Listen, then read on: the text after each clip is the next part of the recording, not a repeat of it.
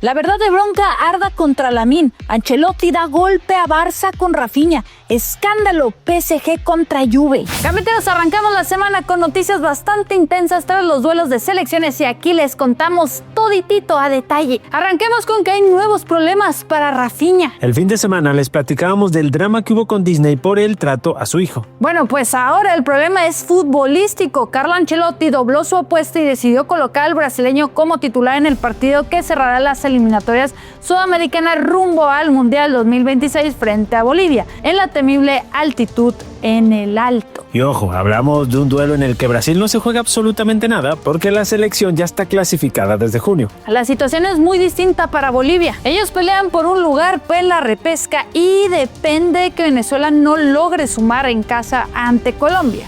Así que mientras los andinos buscarán la vida en los 4.100 metros de altura, Brasil arriesgará a Rafinha en un encuentro que pues prácticamente nadie quería jugar. Esta elección de Ancelotti ha enojado a muchos. Vinicius Junior, Rodrigo y Eder Militao, piezas claves del Real Madrid, se quedaron descansando tranquilamente en España. ¿Se siente doble moral? Pero Rafinha, con el mismo estatus que Vini dentro de la selección, no solo cruzó el Atlántico para disputar 2 partidos sin valor real, sino que encima tendrá que hacerlo como titular. La polémica aumenta porque todo apunta a que Ancelotti repetirá la fórmula. Este lunes dirigirá la última práctica en una granja que es centro de entrenamiento de Brasil y salvo un giro de última hora, Rafinha saldrá de inicio en un partido marcado por el desgaste físico brutal que genera la altitud. La única baja confirmada hasta el momento es la de Casemiro, suspendido por acumulación de tarjetas. En su lugar entrará Andrei Santos del Chelsea. Ancelotti adelantó con sus pruebas que dará minutos a jugadores que no estuvieron en la victoria ante Chile en el Maracaná, pero aún así mantendrá al Blaugrana en el 11. Alisson seguirá bajo los 3 palos, Alexandro y Fabricio Bruno apuntan a ser los centrales, Caio Jorge entrará por izquierda y en la derecha se debate entre Wesley o Vitinho del Botafogo. Lo que molesta es que mientras a las figuras del Real Madrid se les cuide en esta fecha FIFA, al delantero del Barcelona se le exige jugar en las condiciones más extremas del continente. Un desgaste innecesario que podría pasar factura justo cuando su club más lo necesita. Gambeteros, atención a este escándalo de mercado. PSG explota contra la Juventus y todo tiene que ver con una operación que terminó en una bronca monumental. El 31 de agosto, con el cierre de mercado de verano encima, la Juventus parecía tener encaminada la incorporación de Kolo Muani, delantero del PSG, que no entraba en los planes de Luis Enrique. Todo indica que la Vecchia Señora estaba lista para llegar a un acuerdo con el club parisino y desde el Parque de los Príncipes ya daban por hecho que el pacto se cerraría en cuestión de horas. Pero en Turín cambiaron el guión de última hora. El PSG decidió elevar el precio del jugador y ahí fue donde la Juventus dio un giro radical. En lugar de cerrar al internacional francés, cerraron la llegada de Luis Openda. El movimiento cayó como una bomba en París porque además de perder al delantero, Kolo Muani terminó en el Tottenham en una operación inesperada que dejó al equipo de Nasser Al-Khelaifi con las manos vacías. La reacción del presidente del PSG no se hizo esperar. Fuentes cercanas aseguran que Al-Khelaifi se sintió engañado durante todo el mes de agosto, convencida de que la Juventus había jugado una partida doble para presionar al club parisino. Y la furia fue tal que el magnate catarí levantó el teléfono y llamó directo a Damien Comolli, director general de la Juventus. Según el medio Sports Zone, en esa llamada Al-Khelaifi no se guardó absolutamente nada. En sus palabras: llevas semanas engañándonos, pero se acabó. No ganarás esta batalla conmigo. Recordaré los métodos que usaste, no lo olvidaré. En París siente que la Juventus jugó con ellos hasta el último momento, usando el nombre de Kolo Muani como ficha para negociar en paralelo y finalmente romper las conversaciones en favor de Openda. La directiva parisina considera que la imagen del club quedó dañada y que el jugador terminó siendo moneda de cambio en un tira y afloja que jamás debió darse. La tensión entre PSG y Juventus promete no apagarse muy pronto, que digamos. Al-Khelaifi, que siempre ha presumido de tener gran influencia en las altas esferas del fútbol europeo, dejó claro que tomará nota de lo sucedido y que el club italiano no se saldrá con la suya. Esta es la muestra de que este mercado sí estuvo bastante fuerte. 6. Reunión de Flick para cambios en el Barcelona. Gambeteros, Hansi Flick quiere un Barcelona fuerte y unido y para eso reunió a todo su staff técnico en el restaurante Can Ferran, clásico punto de encuentro de entrenadores blaugranos. El alemán aprovechó la pausa de selecciones para cerrar filas y preparar los próximos encuentros. Por eso Flick exige más intensidad y según Mundo Deportivo su mentalidad es: no se puede jugar al 50%.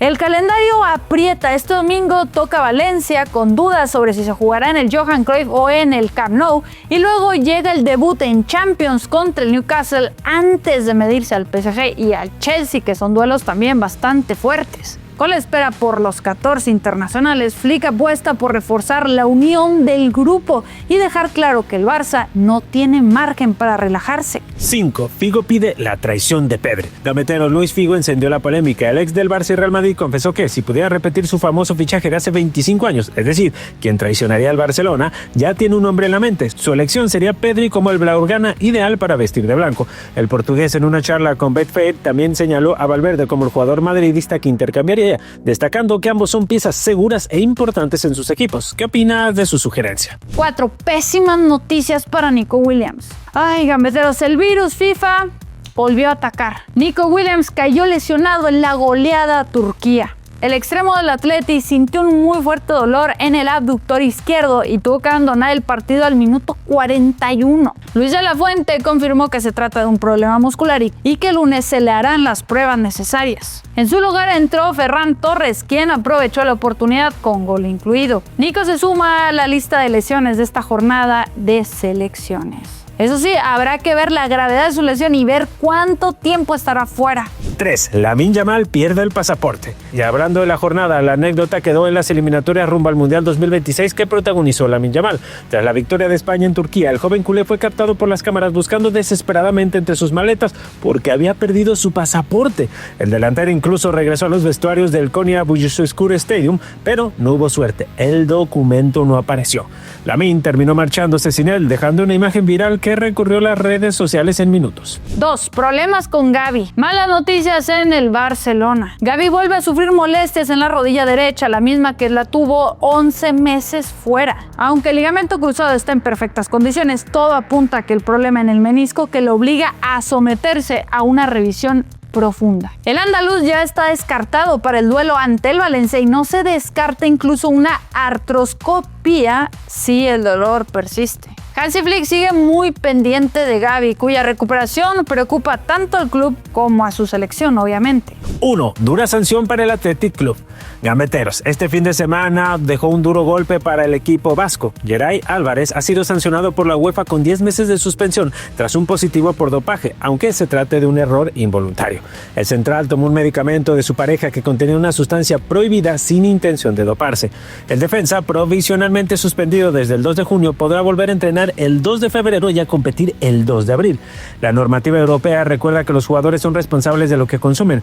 La noticia supone un nuevo revés para el equipo, que solo cuenta con Dani Vivian y Aitor Paredes como centrales disponibles. Las otras opciones están resolviendo distintos temas. Laporte sigue sin resolver su inscripción y Eguiluz permanece lesionado. Además, Nico Williams también preocupa por la lesión que ya les platicamos. Gambeteros, la goleada histórica de España sobre Turquía por 6-0 en Konya dejó una imagen bastante fuerte, el encontronazo entre Arda Güler y Lamine Yamal. Con el resultado ya definido y Turquía preparando un tiro libre, Lamine intentó impedir que el mediocampista del Real Madrid ejecutara rápido. La reacción de Güler no se hizo esperar, empujó al culé, que se mostró sorprendido pero no retrocedió. La tensión escaló cuando el turco volvió a empujar a Yamal, quien respondió con una risa burlona mientras se alejaba y hablaba desde la distancia al volante madridista. Minutos después, Luis de la Fuente decidió sustituir a Yamal, quien no logró marcar en el partido, pero sí dejó una asistencia dentro de la abrumadora victoria de la Roja. Un día antes del encuentro, Güler habría sido cuestionado sobre Lamine Yamal y la influencia que podría tener a lo largo de este partido, y estas fueron sus palabras. No me sorprende lo que está mostrando porque tiene un gran talento y hará todo lo posible para complicarnos las cosas, pero nosotros respetamos a nuestros jugadores y daremos lo mejor de nosotros. El turco también destacó que, aunque ambos comparten protagonismo mediático, sus estilos son distintos. Él y yo no jugamos en la misma posición. La comparación no es del todo precisa, pero entiendo de dónde viene, ya que él juega en el Barça y yo en el Real Madrid. Le deseo lo mejor a Yamal. El enfrentamiento fue breve pero intenso y sirvió para dejar claro que las nuevas generaciones de talento ya empiezan a marcar su territorio en los clásicos del fútbol europeo, incluso en partidos de selecciones. Pero bueno, solo fue un momento de euforia, quedó hasta ahí, no fue más, y fue la imagen que nos quedó de este encuentro. Gambeteros, el Real Madrid ya tiene la vista puesta en su futuro defensivo y dos nombres acaparan toda la atención: Ibrahima Konaté y Joan Martínez. Aunque el equipo blanco sigue en lo más alto, estas dos piezas plantean interrogantes que el club quiere resolver cuanto antes. Konaté, central titular indiscutible de Liverpool con Arne Slot, se mantiene como prioridad absoluta. Su fichaje aún está en el aire, pero el francés ha dejado claro que se siente seducido por la idea de aterrizar en Madrid. Durante este parón, el propio jugador bromeó sobre su futuro y declaró: Mbappé me llama cada 2 horas. Su llegada cubriría la vacante del central más físico, actualmente ocupada por Rüdiger, que no renovará, y le daría al Madrid más músculo y presencia en el eje de la defensa. El otro foco del club es Joan Martínez, cuyo retorno tras la rotura del ligamento cruzado hace 13 meses está siendo cuidadosamente gestionada. El joven talento debutó como titular en el Castilla contra el Lugo y desde entonces el club ha ido aumentando su carga progresivamente.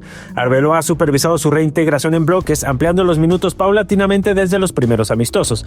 Xabi Alonso lo mantiene muy cerca del primer equipo. Aunque Alaba esté en plena forma, Joan figura como quinto central y está inscrito en la lista B para la Champions, lo que le permite competir como canterano. El terreno más propicio para su irrupción será la Copa del Rey, aunque el club no descarta darle oportunidades en otros torneos. La estrategia del Madrid es clara: consolidar a Konaté en el primer equipo y, al mismo tiempo, preparar a Joan para que se convierta en pieza clave del futuro defensivo del club. La combinación de experiencia y juventud apunta a garantizar estabilidad y proyección en la saga merengue durante los próximos años.